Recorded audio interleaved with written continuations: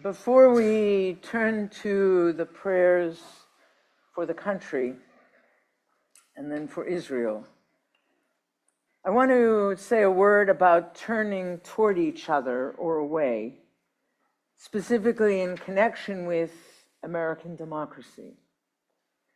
Because praying for our country is not enough.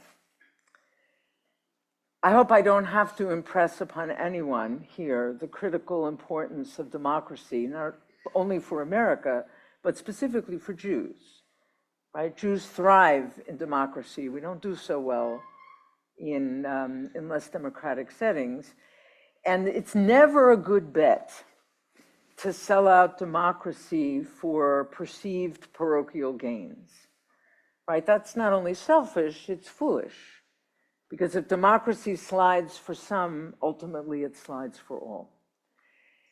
And the lifeblood of democracy is a strong social fabric. All the turning against each other in this country has torn that fabric to shreds.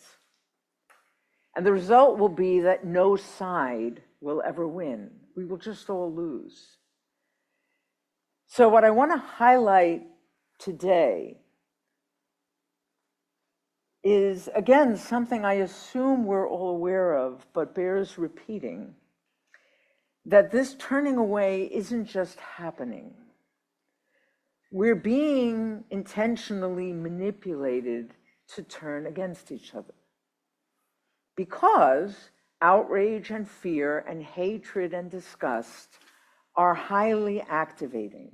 And those emotions make us vulnerable to exploitation and manipulation. And so turning us against each other is an express lane to power and money. And it is coming from all sides, and it is coming from many sources. From highly partisan, low-quality news outlets on the extremes of both sides, from social media companies and influencers who profit on those platforms, from hostile foreign actors, Russian troll farms in China, Iran, Qatar, and political officials. We're getting it from everywhere.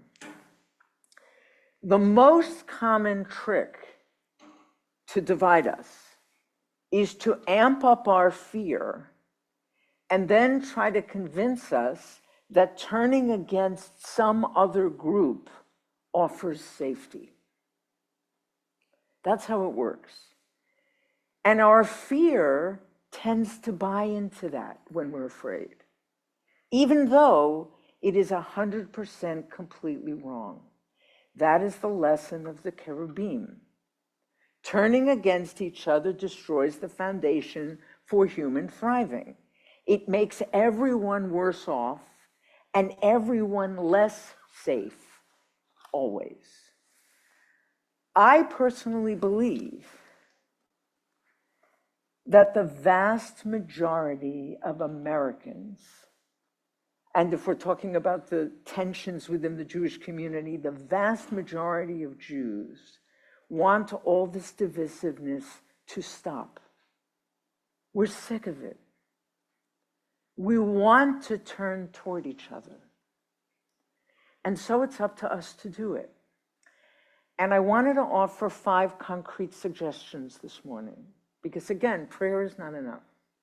The first is, remember that manipulation is happening and do what you can to actively counter it. If you have to, put a sticky note on your computer screen saying, is this one of those things that's trying to make me angry or afraid? The best way is stop looking at highly partisan, low-quality news outlets from either side. There are websites that rate these things. Don't look at them on either side. And don't tell yourself, oh, I'm discriminating and discerning, and I can tell the difference. This stuff is very sophisticated. How often do you actually do the research to tell whether something you've seen is deceptively divisive? I can tell you it takes an enormous amount of time, and most of us don't do it. And in addition to that, studies show that even when we know that material we're looking at is false or misleading, and we know we're being manipulated, still unconsciously our opinions are impacted anyway. That's what makes it so insidious. So just stop. Stick to sources that are highly rated for factual accuracy. It's fine if they lean to the right or to the left, and I recommend reading both. But the stuff that's on the extremes, just stop. It's not helpful. Number one. Number two, when you encounter something that really makes you upset about some other group, ask yourself who might be benefiting from turning us against that group. Who's making money? Who's gaining power or influence? Who's gaining followers by that, right? If someone stands to gain financially or politically, be on your guard. And ask also, is this actually helping me? Am I really more informed, better off? Or am I just more afraid and outraged, right? Am I happier? Number three, be suspicious of anything that connects your well-being and safety to turning against another group, right? Look really closely at that. Incentives for turning others in, penalties for standing up for others. And I'll give you one recent example that didn't get a lot of press that affects Jews. You know, I assume that DHS has long provided grants to synagogues and other nonprofits to enhance security, right? You can apply for a grant and beef up your physical security. Now, those grants come with some new terms in the contract. Most people don't know this. They require that a grant recipient, like say a synagogue, certify that it does not and will not operate any programs, quote, that advance or promote discriminatory equity ideology or, quote, that benefits illegal immigrants, What's included in that? A church-sponsored lecture on white Christianity's role in slavery and racism? A synagogue-run food pantry that feeds hungry children without first checking their immigration status? What about the program we hosted with the churches in the area to learn about the work of Ola, right here in the Hamptons? Does that forfeit our right to a security grant? What's the message here? You want us to help keep you safe from anti-Semites? Stop helping those other vulnerable groups. That's a very bad deal, very dangerous. Number four, actively turn toward each other through allyship and solidarity. And I'm going to say something that's hard to hear, but we need to hear it.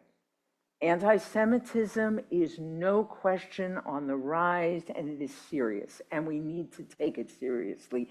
And, not but, and Jews are not the most vulnerable group in America right now, not by a long shot. Jews are not being rounded up in the streets by the government. And we are not having our rights or pensions stripped, at least not because we're Jews. Some of our members are at risk of that because they're part of another vulnerable group, trans people. Other groups are. And we have a moral duty to be allies to those now suffering the persecution that we know all too well. We need to stand up. We wanted people to stand up for us. We need to stand up for others. And lastly, be in relationship with people. Turning against, turning away, that can happen en masse by groups. Allyship and solidarity can too. But the real work of face-to-face turning toward each other that will rebuild the social fabric of this country is one-on-one. It's the foundation of everything. Relationships with neighbors, with people in your community, with strangers on the bus, with store clerks. Be kind, talk to people. You may know Timothy Snyder's book. Timothy Snyder is a scholar about fascism. It's his field of scholarship, and he has a book called On Tyranny. And he lists strategies for combating autocracy. And on the list is make eye contact and small talk. I hate small talk. I'm really bad at it, right? I have to get better at it. He writes, this is not just polite. It is part of being a citizen and a responsible member of society. It is also a way to stay in touch with your surroundings, break down social barriers, and understand who you can trust. I will add to his words, those casual, simple encounters, those relationships, keep us mindful of Levinas's teaching on the face, that a person is not a concept, not a set of demographic data or a side, but a being, a presence, possessed of infinite value, uniqueness, and equality.